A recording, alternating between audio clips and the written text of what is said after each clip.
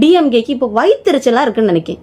அதுவும் புகையுதா என்னன்னு தெரில, என்னமோ ஆகுது அவங்களுக்கு. ஐயோ எல்லா எம்எல்ஏக்களும் போகிறாங்களே, எல்லா எம்எல்ஏக்களும் எப்படி போகிறாங்க? ஃபஸ்ட்டு உங்கள் கட்சியில் இருக்கிறவங்களுக்கு என்னமோ சொல்லுவார், பெண்களை நாங்கள் பாதுகாக்கிறோம். ஃபஸ்ட்டு உங்கள் கட்சியில் இருக்க பசங்க கிட்ட சொல்லி கொடுங்க, பெண்களிடம் கண்ணியமாக பேசுங்கள் என்று. பிரைவசிக்காக ஒரு ப்ரைவேட் அக்கௌண்ட் வச்சுருந்து அதில் இருந்தால் நான் கமெண்ட் போட்டேன், இது ஃபேக் நியூஸ்ன்னு ஸ்ப்ரெட் பண்ணுறாங்கன்னு. அதுக்கு என்ன அவ்வளோ அடிச்சிங்கல்ல. ஆதங்கம், என்னுடைய கேள்விகள், அது நீங்களும். ஹாய்ங்க, எல்லாருக்கும் வணக்கங்க. என் சேனலுக்கு நீங்கள் புதுசாக இருந்தீங்கன்னா மறக்காமல் சப்ஸ்கிரைப் பண்ணிட்டு பாருங்கள். இன்னைக்கு பிரேக்கிங் நியூஸ், ஆட்சியை, அதாவது தாவேக்க ஆட்சியை கவிழ்க்க சதி வேலை நடந்து கொண்டிருக்கிறது. தாவேக்க கட்சியில் உள்ள ஒரு எம்எல்ஏக்கு ஃபோன் பண்ணி, ஆளுங்கட்சியில் இருக்கிற ஒரு எம்எல்ஏக்கு ஃபோன் பண்ணி, உனக்கு நாங்கள் 30 கோடி தரோம், நீ எங்களுக்கு ஆதரவாக பேசணும் அப்படின்னு குதிரை பேரம் நடந்திருக்கு. இன்னைக்கு அந்த எம்எல்ஏ அஃபிஷியலாக கம்ப்ளைண்ட் பண்ணியிருக்காங்க. எம்எல்ஏ இளையராஜா அவங்க பேர். அஃபிஷியலாக கம்ப்ளைண்ட் பண்ணி காவல்துறையும் ஆக்ஷன் எடுத்திருக்காங்க. அதுபடி 3 பேரை கைதும் பண்ணியிருக்காங்க.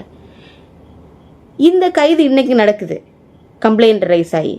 பட் 2 டேஸ்க்கு பிஃபோர் அமைச்சர் நிர்மல்குமார் சொல்லியிருப்பார், எங்கள் கட்சியில் இருக்கிறவங்கள விலை கொடுத்து வாங்குறதுக்காக அவங்க பேசிக்கிட்டு இருக்காங்க அப்படின்னு. இன்னைக்கு 2 டேஸ் பிஃபோர் இப்படி பேசினார் அமைச்சர் நிர்மல்குமார். இன்னைக்கு இந்த நியூஸ் வெளியே வந்து ஆக்ஷன் எடுத்து 3 பேரை கைது பண்ணியிருக்காங்க. அந்த ஃபோன் கால் ரெக்கார்ட் பண்ணி எடுத்து 3 பேரை கைது பண்ணியிருக்காங்க. இதை பற்றி நம்ம அமைச்சர் நிர்மல்குமார் ப்ரெஸ் மீட் கொடுத்துருக்காரு, கொஞ்சம் கேளுங்க. அதுதான் இன்னைக்கு அதோட வெளிப்பாடு. அவர்கள் அனைவரும், அதாவது 40 நாளா சொல்லிட்டு இருக்கோம், திமுகவும் திரு ஸ்டாலின் அவர்களும் திரு எடப்பாடி அவர்களும் சேர்ந்து அவருக்கு குறுக்கு வழியில ஆட்சி அமைக்க முயற்சி செஞ்சுட்டு இருக்காங்கன்னு சொல்லிட்டு இருந்தோம். அதுதான் இன்னைக்கு அதோட வெளிப்பாடு. அவர்கள் அனைவரும், அதாவது திமுக சேர்ந்த முக்கியமான நபர்கள், செந்தில் பாலாஜி போன்ற நபர்கள், அவர்கள் ஸ்டாலினோட உத்தரவின் பேர்ல, உதயநிதி உத்தரவின் பேர்ல செந்தில் பாலாஜி போன்ற ஆட்கள் எங்களுடைய பல எம்எல்ஏக்களை தொடர்பு கொண்டு, நாங்க உங்களுக்கு 10 கோடி தரோம், 20 கோடி தரோம், 50 கோடி தரோம் சொல்லி தொடர்பு கொண்டு ஒவ்வொருவரையும் இந்த 40 நாட்களாக அவர்கள் தொடர்பு கொள்ளாத எம்எல்ஏக்களே கிடையாது, அனைவரையும் ஒவ்வொரு வழியில பேசிக்கிட்டே தான் வர்றாங்க. நாங்கள் கண்டிப்பாக இதை சட்டப்பூர்வமாக நடவடிக்கை எடுக்கணும்ன்ற பட்சத்துல ஒரு எம்எல்ஏ, எங்களுடைய எம்எல்ஏ அவரிடம் தொடர்பு கொண்டு அவர் வேண்டாம்னு சொன்ன பிறகு அவரை இவர்கள் மிரட்டும் தோணியில் பேசியிருக்கிறார்கள். அவர்கள் கொடுத்த புகாரின் அடிப்படையில் இன்னைக்கு கையும் களவுமாக அந்த பணம் கொடுக்க முற்பட்ட யார் யாரெல்லாம் அதற்கு அந்த குதிரை பேரத்திற்கு பேசினார்களோ அவர்களை காவல்துறை கைது செய்திருக்கிறது. அமைச்சர் நிர்மல்குமார் பிரஸ் மீட்ல என்ன சொல்றாருன்னா, டிஎம்கேயும் ஏடிஎம்கேயும் சேர்ந்து இந்த ஆட்சி, தாவேக்காவோட ஆட்சி வரக்கூடாது அப்படின்னு சொல்லிக்கிட்டு ஒரு இல்லீகல் வேலை பார்த்தாங்க. அது தமிழ்நாட்டு மக்களுக்கு எல்லாருக்கும் வெட்ட வெளிச்சமாச்சு. அது இல்லீகல் வேலை பண்ணாங்க அப்படின்னு. எல்லா கட்சிகளும், கம்யூனிஸ்ட் கட்சி, காங்கிரஸ், விசிகா, நம்மளோட இந்தியன் முஸ்லீம் லீக் கட்சி, எல்லாரும் வாதுறந்து என்ன சொல்றாங்க தெரியுமா, ஏடிஎம்கேவையும் டிஎம்கேயும் கூட்டணி சேர்ந்து ஆட்சி அமைக்க இருந்தாங்க. ஏடிஎம்கே ஆட்சியில் உட்காரம், டிஎம்கே ஆதரவு கொடுத்து ஏடிஎம்கே ஆட்சியில் அமையும் அப்படின்னு சொல்லிக்கிட்டு இது எல்லாரும் புட்டு வச்சாங்க. இப்போ மதிமுக பொதுச் செயலாளர் வைகோ அவர்களும் இந்த விஷயத்த ஒப்புக்கொண்டிருக்கிறாரு, ஆமா பண்ணாங்க அப்படின்னு. அண்ட் ஆக்சுவலி நம்ம ஒன்று பார்த்தோன்னா, இப்போ மதிமுக கட்சியில் உள்ள 2 எம்எல்ஏக்கள் அவங்க எலெக்ஷனில் போட்டியிட்டது யாரோட சின்னத்திலேனா உதயசூரியன் சின்னத்தில் போட்டியிட்டாங்க. பட் அந்த 2 எம்எல்ஏக்களையும் இப்போ யார் வாங்கியிருக்கா, நம்ம டிஎம்கேல. அது என்னது, குதிரை பேரமா ஒட்டக பேரமா? அந்த ப்ரெஸ் மீட்டில் அவர் ரிப்போர்ட்டர்ஸ் கேட்குற கேள்விக்கு அவங்களே கத்தி விட்டுருப்பாரு மதிமுக பொதுச் செயலாளர் வைகோ அவர்கள். என்னோட எம்எல்ஏக்களை வாங்கியிருக்காங்க, நீ அதை என்ன சொல்கிற, குதிரை பேரமா ஒட்டக பேரமா? ஏன் ஸ்டாலின் சார் சோஃபா மாடல் ஆட்சி இப்படியே கத்திக்கிட்டு இருந்தீங்களே, இப்போ இன்னைக்கு நடந்த நியூஸ் 30 கோடி கொடுத்து ஒரு எம்எல்ஏ நீங்கள் பேசியிருக்கீங்கன்னா, அப்போ யார் சோஃபா மாடல் ஆட்சி நடத்துகிறாங்க? இப்போ உங்களால் இந்த ஊரை அடித்து உலகில் போட்ட மாதிரி உங்களால் சும்மா இருக்க முடியல. ஏன்னா அவ்வளோ காசு பார்த்துருக்கீங்க. ஒருத்தருக்கு நீங்கள் 30 கோடி பேசியிருக்கீங்கன்னா, சில பேர்கிட்ட 50 கோடி வரைக்கும் பேசியிருக்காங்களாமா. அமைச்சர் நிர்மல்குமார் சொல்கிறார், கேட்டு பாருங்களேன். எங்களுடைய பல எம்எல்ஏக்களை தொடர்பு கொண்டு நாங்க உங்களுக்கு 10 கோடி தரோம், 20 கோடி தரோம், 50 கோடி தரோம் சொல்லி தொடர்பு கொண்டு ஒவ்வொருவரையும் பாத்தீங்களா மக்களே, இவங்க இவ்வளவு வேலை பண்ணிக்கிட்டு மக்கள்கிட்ட புடுங்கிதான் 5 வருஷம் எல்லாத்தையும் பண்ணீங்க, நல்லா புடுங்கி வச்சிருக்கீங்க. அதை வச்சுதான் இப்ப பேரம் பேசிக்கிட்டு இருக்கீங்க. அந்த பேரம் என்ன பேசுறாங்க தெரியுமா? அதையும் கேளுங்க, நம்ம நிர்மல்குமார் அவர் சொல்றாரு. ஒவ்வொரு எம்எல்ஏக்களையும் தொடர்பு கொண்டு உங்களுக்கு 30 கோடி தரோம், 40 கோடி தரோம், 50 கோடி தரோம் பேசுறாங்க. பேசிட்டு அடுத்த வர்ற கூட்டத்தோட நாங்க வந்து சபாநாயகர் மீது நம்பிக்கையில்லா தீர்மானம் கொண்டு வருவோம், அதற்கு நீங்க எங்களுக்கு வாக்களிக்கணும் அப்படின்னு கேட்டுட்டு வராங்க. எதுக்காக பேரம் நடந்திருக்கு தெரியுமா?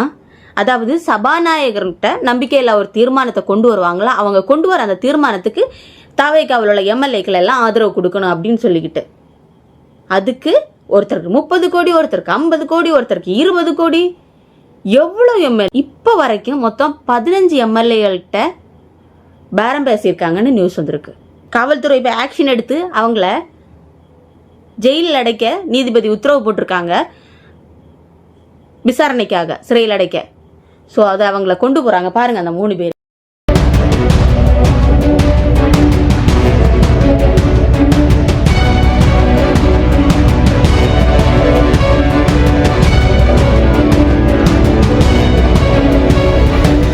ஆக்சுவலி இதுல ஒருத்தர் யார் கூட டெய்லி பேசிட்டு இருந்திருக்கா தெரியுமா? செந்தில் பாலாஜி சாரோட தம்பி கூட டெய்லி போன்ல பேசிட்டு இருந்திருக்காராமா. எப்போ எம்எல்ஏக்கெல்லாம் வாங்கணும், எப்போ காசு கொடுக்கணும், அதை நான் சொல்லுவேன், நீ பேரம் பேசு அப்படின்னு சொல்லியிருக்காராமா. சாரை சொல்றாரு, கேட்டு பாருங்களேன். காவல்துறை கைது செய்திருந்தது. அந்த நபர் நரேஷ் என்ற நபர் கூட நரேஷ், தியாகராஜன் ஒரு 3 பேர் கைது செய்யப்பட்டிருக்கார்கள். சோ இந்த நரேஷ் என்ற அவர் வந்து நேரடியாக செந்தில் பாலாஜியுடன் அவருடைய தம்பி அசோக்குடனும் நெருங்கிய தொடர்பில் இருப்பவர். அவருடன் தினமும் பேசியிருக்கிறார். ஒவ்வொரு நாளும் இது தொடர்பாக எல்லா கம்யூனிகேஷனையும் பண்ணியிருக்கிறாரு. எப்ப யார் யாரிடம் எவ்வளவு பணம் கொடுக்கணும், எந்தெந்த எம்எல்ஏ நான் வாங்க போறோம், இந்த மாதிரியான வேலையில செஞ்சிருக்காங்க.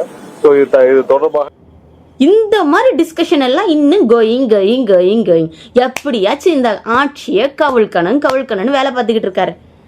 ஆமா, இந்த இதெல்லாம் நடந்துட்டு இருக்கு. நம்ம உதயநிதி ஸ்டாலின் சார் எங்க தெரியுமா?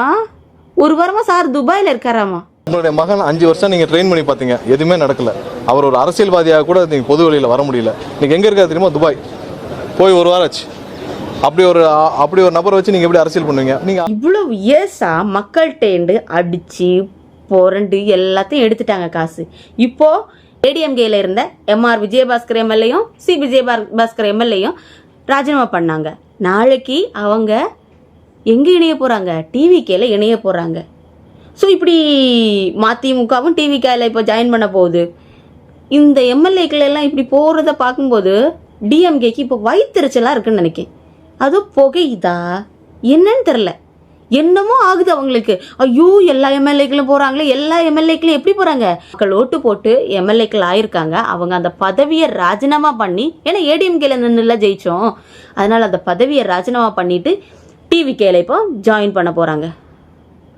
நெக்ஸ்ட் இனி இடைத்தேர்தல் வரப்போ ஏடிஎம்கேல இருந்து டிவிகேல ஜாயின் பண்ணுவாங்க, டிவிகே சார்பா நிற்பாங்க அந்த ஏரியால.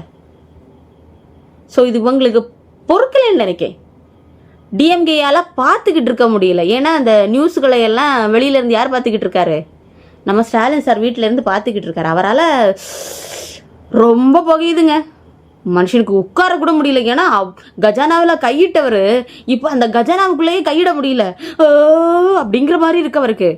நீங்களே யோசிச்சு பாருங்க, நமக்கு ஏடிஎம்கே ஆட்சி, எடப்பாடி பழனிசாமி சார் வந்து ஒரு வேலையை பண்ணாரு, சரிடா அது ஜெயலலிதா அம்மா போனதோட சரிடா வேண்டான்னு சொல்லிட்டு தூக்கி எறிஞ்சு டிஎம்கேக்கு ஓட்டு போட்டோம்.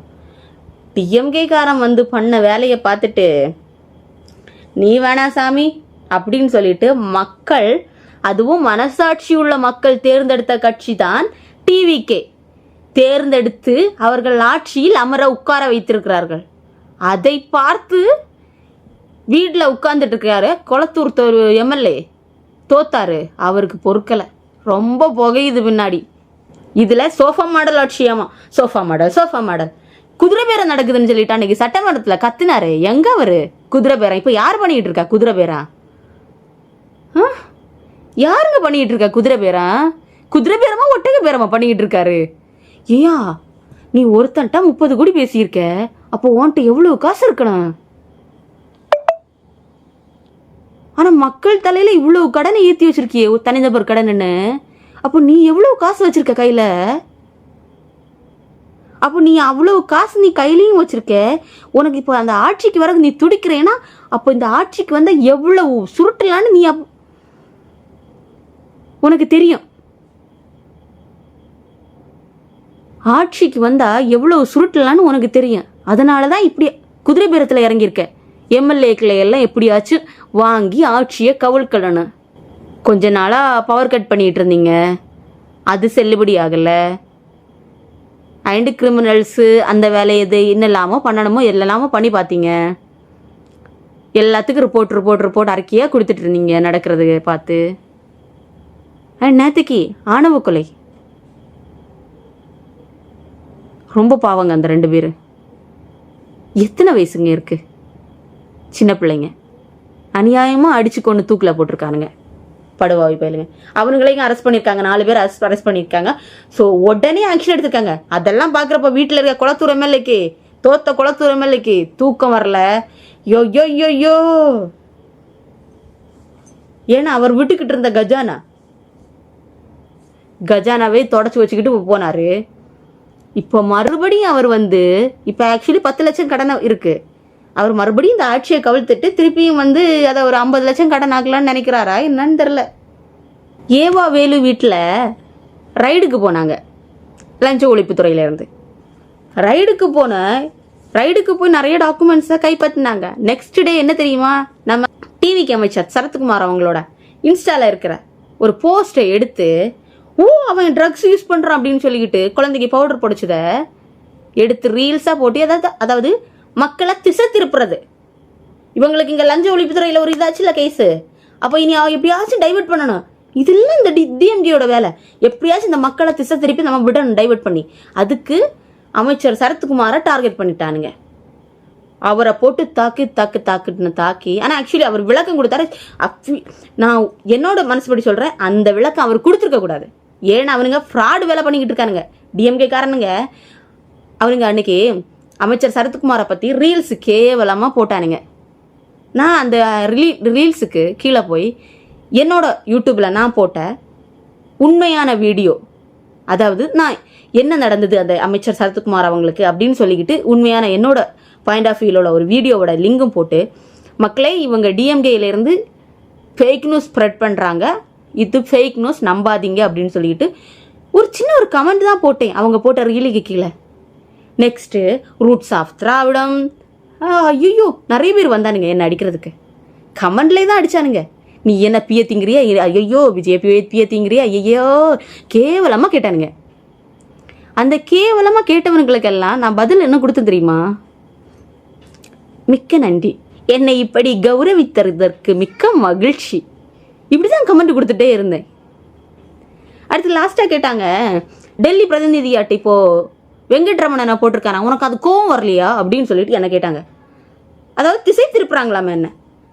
நான் கேட்டேன், டிவிக்கே ஆட்சி தப்பு பண்ண நாங்கள் கேட்போம், நான் இப்போ அதை பற்றி பேசலைங்க, நீங்கள் போட்ட ரீலுக்கு தான் நான் இப்போ கமெண்ட் பண்ணியிருக்கேன் அப்படின்னு. ஃபைனலில் என்ன பண்ணாங்க தெரியுமா, ரூட்ஸ் ஆஃப் திராவிடமா அது எவனோ நன்றின்னு சொல்லிட்டு க்ளோஸ் பண்ணிட்டான் என் கமெண்ட்டை. சரி ஓகே க்ளோஸ் பண்ணிட்டாங்கன்னு நினச்சேன். ஆனால் என் பேஜுக்கே இன்ஸ்டாகிராம் பேஜுக்கே ரிப்போர்ட் அடிச்சிட்டானுங்க படுவாவி போயிருங்க. இந்த அளவுக்கு அது என்ன போய் ஃபேக் அக்கௌண்ட்டுன்னு கேட்டாங்க என்னோட இன்ஸ்டாகிராம் பேஜை. நீ ஃபேக் அக்கௌண்ட் அப்படின்னு சொல்லிட்டு, அதாவது பர்சனலாக வச்சுருக்க ஒரு அக்கௌண்ட்டு, ப்ரைவேட் அக்கௌண்ட்டு, அதை ஃபேக் அக்கௌண்ட் வேற கேட்டாங்க. நான் ஃபேக் அக்கௌண்ட்டு என்ன சொல்ல, இத்தனைக்கு திராவிடத்தில் உள்ள பசங்க கேட்டதுக்கு, டிஎம்கே ஜென்சி பசங்க கேட்டது, ஏயா எந்த காலத்துலையா இருக்கீங்க, உங்களுக்கு எது ஃபேக் அக்கௌண்ட் எது ரியல் அக்கௌண்ட் அது கூட தெரில பார்த்துக்கோங்க. நான் என்னோட ஒரு ப்ரைவசிக்காக ஒரு ப்ரைவேட் அக்கௌண்ட் வச்சுருந்தேன், அதில் இருந்தால் நான் கமெண்ட் போட்டேன், இது ஃபேக் நியூஸ்ன்னு ஸ்ப்ரெட் பண்ணுறாங்கன்னு. அதுக்கு என்ன அவ்வளோ அடிச்சிங்கல்ல. ஆனால் நான் போல்டாக தான் ரிப்ளை பண்ணேன். அதுலேயும் நீங்கள் திசை திருப்ப முயற்சி பண்ணீங்கல்ல, அதே தான் நீங்கள் நியூஸ்லேயும் பண்ணியிருக்கீங்க. நெக்ஸ்ட் டே அமைச்சர் சரத்குமாரை போட்டு அதே வேலையை தான் நீங்கள் பண்ணீங்க. அடுத்து மக்களே அது இன்ஸ்டாகிராம் அக்கௌண்ட் பெரிய கதை. அடுத்து ரிப்போர்ட் அடித்து அதை மீட்டெடுக்கிறது கொஞ்சம் கஷ்டப்பட்டேன். அந்த கமெண்ட்டை ரிமூவ் பண்ணால் தான் ஓப்பன் பண்ண முடியும்னு சொல்லிட்டாங்க. சரி என்னடா பண்ணுறது அப்படின்னு சொல்லிட்டு அந்த கமெண்ட்டை மட்டும் ஸ்க்ரீன்ஷாட் பண்ணிவிட்டு அந்த கமெண்ட்டை மட்டும் ரிமூவ் பண்ணிட்டு ஓப்பன் பண்ணிட்டேன்.